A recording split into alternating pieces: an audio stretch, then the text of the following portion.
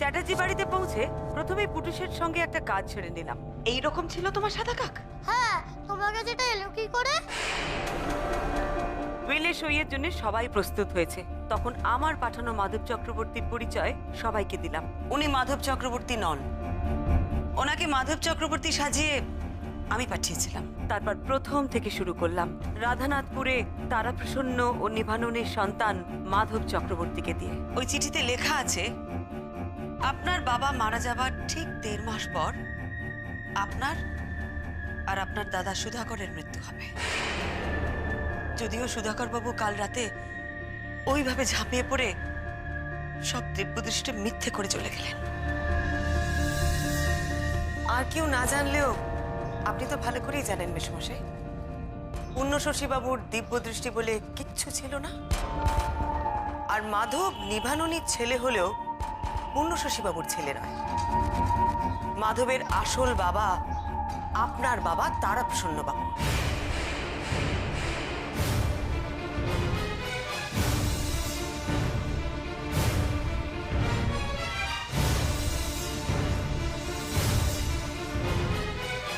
কি উকিল মশাই, আমি ঠিক বলছি তো?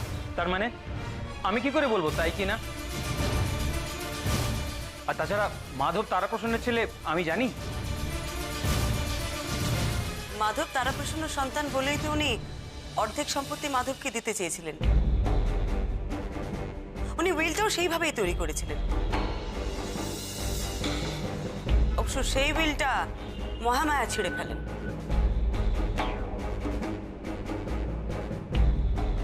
এই জন্যই দাদু অর্ধেক সম্পত্তি মাধবকে দিতে চেয়েছিল। কিন্তু না না, সেটা কি করে হয়? তেমনটাই হয়েছিল দিবাকর বাবু, আর সেটা আপনার বাবা খুব ভালো করেই জানতেন।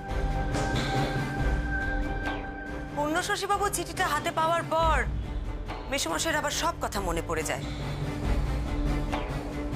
উনি চিঠির তারিখ মিলিয়ে দেখেন যে ওনার বাবা মার সেই দিনেই মৃত্যু হয়েছিল, আর চিঠির তারিখ অনুযায়ী ওনার মৃত্যু হতে চলেছে ঠিক 5 দিন পর। মেসোমশাইয়েরও সন্দেহ হয়, সত্যিই বোধহয় দিব্যদৃষ্টি বলে কিচ্ছু নেই। তাহলে কি কারণ? এর পেছনে কে আছে? পূর্ণশশী, যাকে তারাপ্রসন্ন বাবু চোর বদনাম দিয়ে বাড়ি থেকে তাড়িয়ে দিয়েছিলেন? নাকি নিভাননী, যার সাথে তারাপ্রসন্নর অবৈধ সম্পর্ক ছিল? নাকি মাধব, নিভাননী আর তারাপ্রসন্নর অবৈধ সন্তান? এতগুলো বছরে পূর্ণশশী বাবুর কিন্তু কোনো খোঁজ পাওয়া যায়নি, কিন্তু নিভাননী কিন্তু বেশ কয়েকবার এসেছেন আপনাদের বাড়িতে। মেসোমশাই, আপনার বাবা মারা যাবার পরেও নিভাননী আসে আপনাদের বাড়িতে মাধবের হয়ে সম্পত্তির ভাগ চাইতে। ওই মাধবী সম্পত্তি আর স্বীকৃতি না পাওয়ার রাগে চিঠির তারিখ মিলিয়ে প্রতিশোধ নিচ্ছে বলে মেসোমশাইয়ের মনে হয়।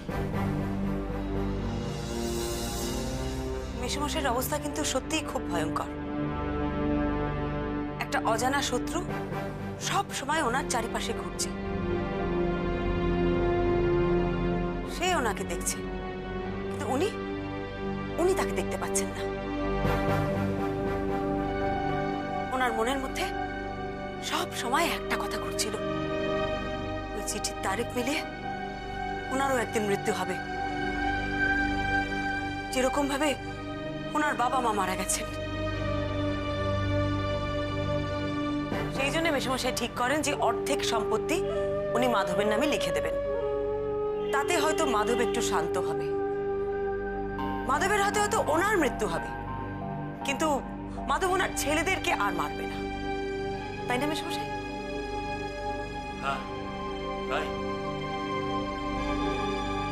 আপনি একদম ঠিক ভেবেছেন মেসোমশাই, এই সব কিছুর পেছনে মাধবই আছে। কিন্তু সে মাধব এখন কোথায়? মাধব তো করে যাচ্ছ, সে কোথায় বসে এসব ঘটাচ্ছে? বলছি সব বলছি পিসিমা। আমি একটু পর পর বলি, তাহলে আপনাদের বুঝতে সুবিধে হবে। এই সব কিছুর পেছনে মাধবের থাকার দুটো কারণ আছে। প্রথমত, এই পরিবারের সদস্য হওয়া সত্ত্বেও তার স্বীকৃতি না পাওয়ায় মাধব প্রতিশোধ নিতে চেয়েছে। আর দ্বিতীয়ত, মাধব চেয়েছিল সম্পত্তির ভাগ। এবার আসি আপনার বাবা তারাপ্রসন্ন বাবুর মৃত্যুর প্রসঙ্গে। আমার বিশ্বাস আপনার বাবা আপনাদের দেশের বাড়ি রাধানাথপুরে গিয়েছিলেন নিভাননির ডাকে। ওখানে নিভাননির সাথে দেখা হওয়ার পর নিভাননি আপনার বাবাকে ভীষণভাবে শাসান সম্পত্তি লিখে দেওয়ার জন্য। এমন কথা বলেন যে উনি যদি সম্পত্তি লিখে না দেন তাহলে উনি সবাইকে সব কথা বলে দেবেন।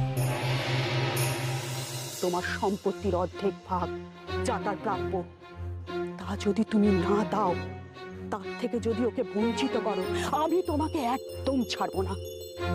তোমার ছেলে, বউ, নাতি নিয়ে খুব সুখে সংসার করছো, তাই না? তোমার ওই সুখের সংসারে না আমি আগুন লাগিয়ে দেবো। মাধবের আসল বাপকে আমি সবাইকে বলে দেবো। তুমি তুমি হচ্ছ মাধবের আসল বাপ। তবে নিভাননির আর কষ্ট করে দুর্গাপদ বাবুকে কিচ্ছু জানানোর দরকার পড়েনি, কারণ সে রাতে মেসমশাই ওখানেই ছিলেন।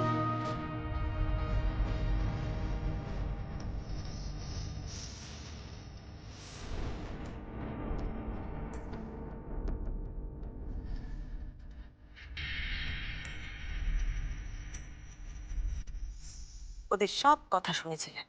দাদা, হ্যাঁ, নিভাননির আর বাবার উপর রাগ করে মেসমশাই ওখান থেকে ছুটে বেরিয়ে আসেন।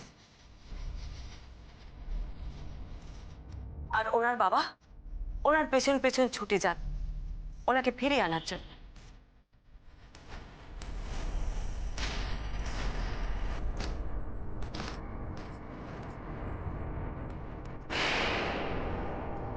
দুর্গা, দুর্গা, প্রচন্ড ভয়, লজ্জায় আর উৎকণ্ঠায় তারাপ্রসন্ন বাবুর হার্ট অ্যাটাক হয়, আর তখনই ওনার মৃত্যু হয়। তার মানে তো মৃত্যুটা স্বাভাবিকই ছিল। এটা তো মাধবের খুন নয়। মাধব তো ওখানে ছিলই না। ছিল, মাধব ওখানেই উপস্থিত ছিল। তবে তার প্ল্যানটা বোধহয় একটু অন্যরকম ছিল। সে ভেবেছিল নিভাননির হুমকিতে কাজ না হলে সে জোর করে তারাপ্রসন্ন বাবুকে দিয়ে ওই উইলে সই করাবে। তবে মাধব আর সেই সুযোগটা পায়নি। তার আগেই তারাপ্রসন্ন বাবু হার্ট অ্যাটাক করে মারা যান।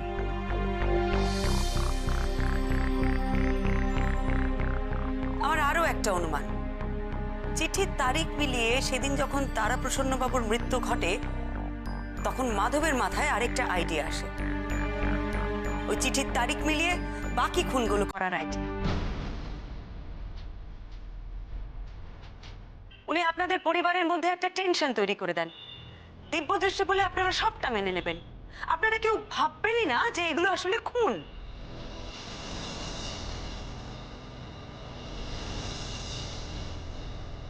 কুড়ি বছর আগেকার একটা চিঠি, চিঠির তারিখ মিলিয়ে আপনার শ্বশুরমশাই মারা গিয়েছিলেন।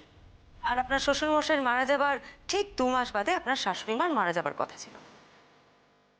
আপনার শাশুড়ি মার তো নার্ভের প্রবলেম ছিল না মাসিমা? হ্যাঁ, নিভাননি এসে আপনার অসুস্থ শাশুড়ি মাকে ওই চিঠির কথা মনে করিয়ে দেন, যা হয়তো আপনারা অনেকেই ভুলে গিয়েছিলেন।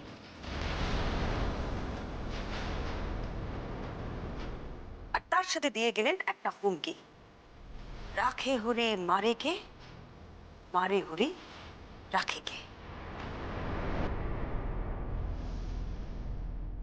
মাধব চেয়েছিল মহামায়া মারা যাবার আগেই তাকে দিয়ে উইলটা সই করে নিতে।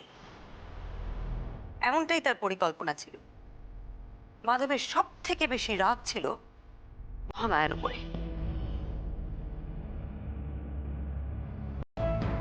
কারণ মহামায়ায় তারাপ্রসন্ন বাবুর বানানো উইলটা ছেড়ে ফেলেছিলেন, যাতে মাধবের নামে অর্ধেক সম্পত্তি ছিল।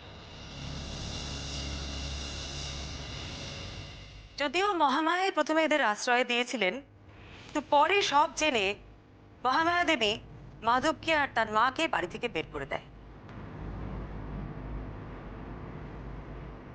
আমার অনুমান চিঠির তারিখ মিলিয়ে যে রাতে মহামায়া দেবী মারা যান সে রাতে মহামায়া দেবীর ঘরে মাধব ঢুকছিল।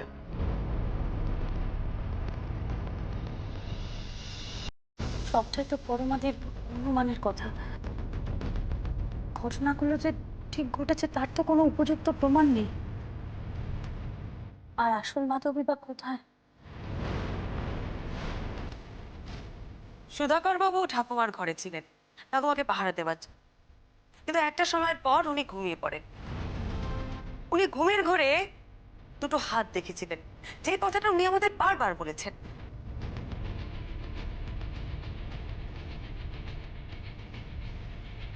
দুটো হাত এগিয়ে আসছে। আমি শিওর ওটা মাধবের হাত। মাধব মহামায়াকে ভয় দেখাচ্ছিল তার পছন্দের মিলে সই করার জন্য।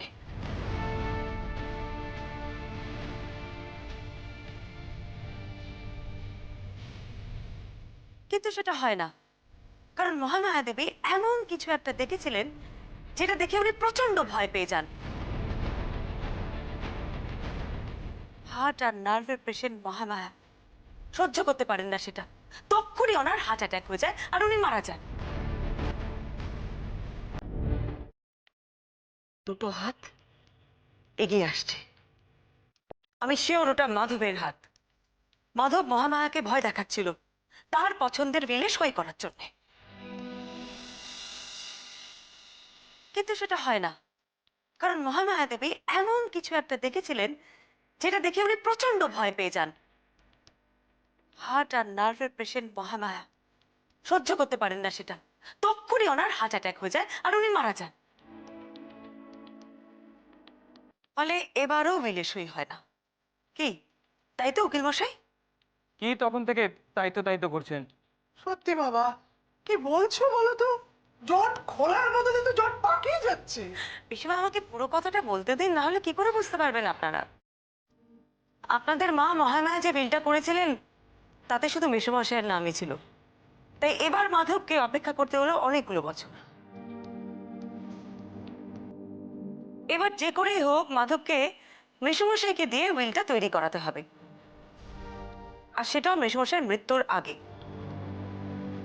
আমার আরো একটা অনুমান, এত বছর পর ওই পুরনো চিঠিটা মেসোমশাইয়ের হাতে এসে যে পৌঁছেছিল না, সেটাও মাধবের একটা প্ল্যান ছিল।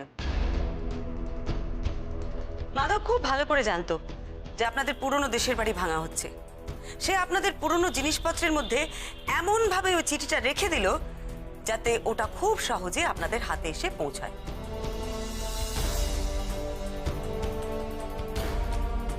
আর হলো তাই। আর ঠিক যখন ওটা মেসোমশাইয়ের হাতে এসে পৌঁছলো, মেসোমশাইয়ের টেনশন বাড়তে শুরু করলো। ছেলেদের তো বাঁচাতে হবে। উনি তখন ঠিক করলেন উইলে সই করবেন। এবারেও বাধা পড়ল। এবার বাদ সাধলাম আমি সজল বাবুকে মাধব চক্রবর্তী সাজিয়ে প্রমাণ সহ হাজির করলাম আপনাদের সামনে। উনি উইলে সইও করলেন। আসল মাধব এবার পড়ল মহা মুশকিলে। একজন অচেনা লোক মাধব সেজে সব সম্পত্তি নিয়ে চলে যাবে। তার এতদিনের অপেক্ষা সব মিথ্যে হয়ে যাবে। এবার অবশ্য আমি সুযোগ করে দিলাম। সেদিন আমার কথা অনুযায়ী মেসোমশাই উইলে সই করেননি। তখন আসল মাধব ভাবলো পরের দিন উইলে সই হওয়ার আগেই মেসোমশাইকে সরিয়ে ফেলতে হবে। কারণ একবার উইলে সই হয়ে গেলে তো সব সম্পত্তি একজন নকল মানুষ পেয়ে যাবে। আর উনি যে নকল সেটা তো আসল মাধবের থেকে ভালো করে আর কেউ জানে না।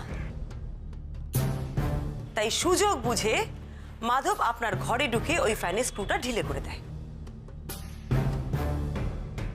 আপনি এখনো পর্যন্ত যা যা বলেছেন তার কিন্তু কোনো প্রমাণ নেই মিসেস মিত্র। সবটা আপনার অনুমান, আপনার ধারণা। আসল মাধব কোথায়? ঠাকুমার ঘরে দাদা সেদিন কার হাত দেখেছিল? আপনি বলছেন সবকিছু জবাব হলো মাধব, কিন্তু মাধব কে? কোথায় সে? একটা মানুষ বছরের পর বছর ধরে দিন মিলিয়ে মিলিয়ে প্রতিশোধ নিয়ে যাচ্ছে, তাহলে সে কোথায়? এমনকি সে এবারের সমস্ত ঘটনা জানছে, ঘরে ঢুকে পড়ছে যখন তখন। তুমি বলছিলে ঠাকুমার ঘরে ঢুকেছে, বাবার ঘরে ঢুকে পাখার স্ক্রু লুজ করে দিয়েছে, কিন্তু এমনটা কি করে হওয়া সম্ভব যদি না সে এ বাড়িতে নিয়মিত আসে? বলছি মধুমিতা, সব বলছি। সকলের প্রশ্নের উত্তর আমি একটা একটা করে ঠিক দেব। প্রথম রহস্য, রাখে হরি মারে কে, মারে হরি রাখে কে? মানে বাঁচালে হরি বাঁচাবে, আবার মারলে হরি মারবে। সম্পত্তি পেলে মাধবী বাঁচাবে, আর মারলে মাধবী মারবে। হরি মাধব। নারায়ণদা, মাধব আর হরি তো একই না? হ্যাঁ, সেরকমই তো শুনেছি। নারায়ণ তো বিষ্ণু, তাই না মাধববাবু? আপনি নারায়ণ বা নারায়ণ, আপনি মাধব।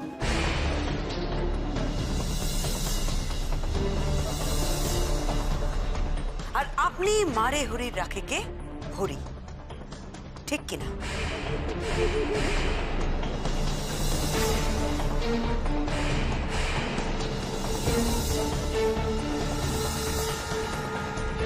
বলছেন কি এসব? এরকম উল্টো পাল্টা কথা বলবেন না। অরূপ, কোথায় যাচ্ছেন? চলুন চলুন। ছাড়ুন! আরে কি হচ্ছে কি এসব ছোট কথা? মিসেস মিত্র, কি করছেন আপনি? উনি তো নারায়ণ কাকা, ওনাকে কেন ধরছেন?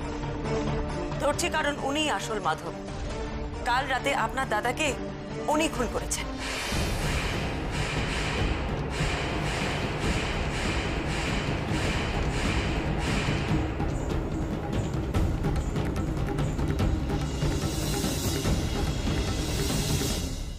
পরমা, তোমার ভুল হচ্ছে না তো কোথাও?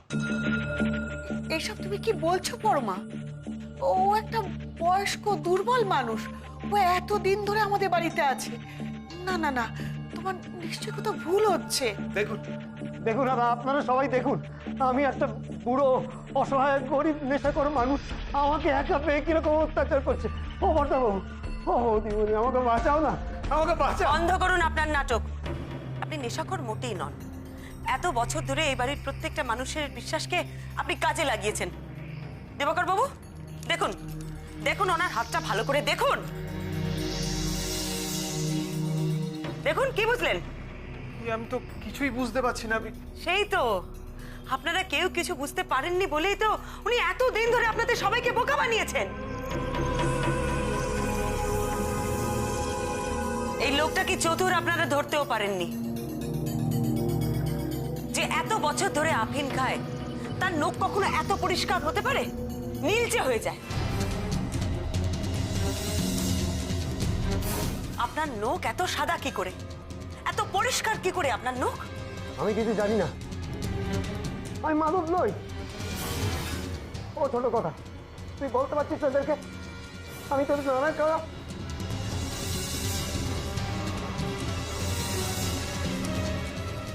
তো কথা এমন তুই কেমন করে দেখছিস কেন? আপনার উপরে আমার প্রথম সন্দেহ হয়েছিল সেদিন, যেদিন আমি পুটুসের সাথে আপনাকে করিডোরে বসে ইকির মিকির খেলতে দেখি। চামে কাটা মজুমদার। আপনার নখ দেখে আমার মনে হয়েছিল যে লোকটা আপিন খায় তার নখ এত সাদা হয় কি করে, এত পরিষ্কার হয় কি করে?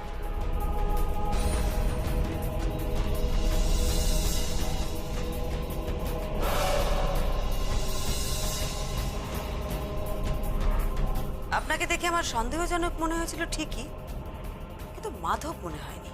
মিথ্যে বলছেন আপনি। আমি এবারে সকলকে খেতে দিই, আমি রোজ সাবান দিয়ে হাত পরিষ্কার করি। এই নোংরা আফিং খাওয়া হাতে আমি ওদেরকে রাত্রিবেলা খেতে দেবো? দাঁড়ান দাঁড়ান দাঁড়ান, আরো প্রমাণ আছে। সেদিন আপনি ছাদে বসে নারকোল ছাড়াচ্ছিলেন। নারকোল ছাড়াতে তো বেশ গায়ের জোর লাগে। ৬০-৭০ বছরের একজন মানুষ যে গত ৪০ বছর ধরে আপিন খায়, তার গায়ে এত জোর আসে কোথা থেকে?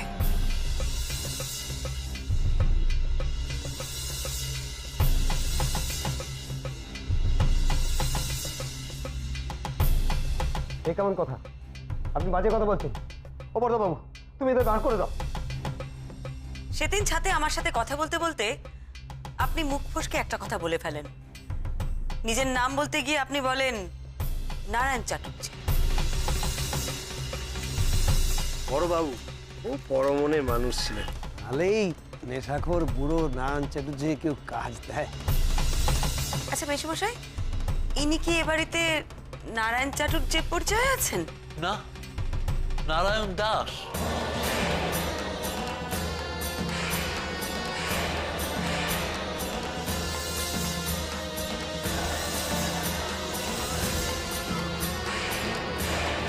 ঠিক তাই, চাটুর্যেটা সেদিন আপনি মুখ ফসকে অসাবধানে বলে ফেলেছিলেন।